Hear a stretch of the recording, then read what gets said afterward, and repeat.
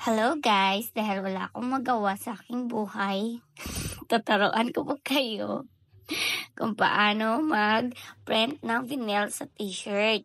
So, step by step tayo guys. So, una, mag-print muna kayo o yung design nyo sa cellulose or Cricut. Gamitin nyo yun. Ayan guys, so nakikita nyo yan. Yun na yung design na ikakat natin. So guys, naka-auto-cut na yan siya. Diretso na yan sa cellulose. Okay, so ang gamit ko po ay Cameo 3. Ayan guys, kung saan na siyang nagka-cut. So hintayin na lang natin na hanggang matapos.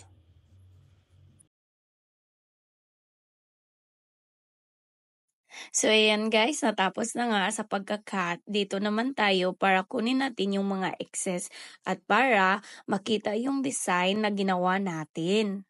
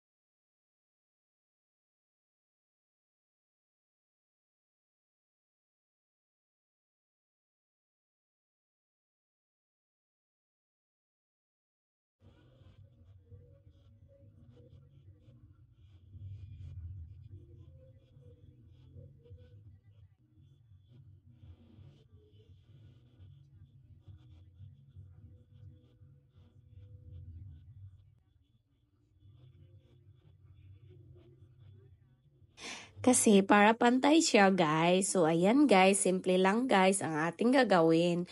Lagyan nyo yan ng teflon.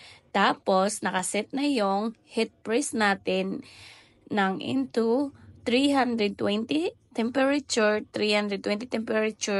at saka 10 seconds. Ayan guys. So magpe-print na yan. Tsaka kunin nyo lang yan pag na lamig na. So, pag malamig na yan guys, tsaka nyo i-peel off ang plastic. Okay. So, yan guys, pinunasan ko lang siya guys. Punas-punas lang para mabilis siyang malamig. Tsaka pag malamig na yan, kukunin na natin para maganda yung kinalabasan niya. So, diba guys, ang dali lang. O, diba? So, dinadahan-dahan ko. Dahan-dahan lang guys sa remove ng plastic para hindi din siya matanggal. At saka guys, para sure na maano siya madikit, isaykan natin ng second head press. Okay, yan guys, gamit ang teflon. So, ipiprint nyo yan, i-head press nyo yan guys into 5 seconds or 6 seconds lang guys. So, mabilis lang siya, diba? Okay. So, yan guys, napakadali lang. So, sana magawa nyo din dahil isi-step lang to ng vinyl. Diba guys? So, ayan guys. Linisan natin para sure. Ayun. So, tapos na guys. So, ayan na guys. Ang bilis lang no. Ang dali lang.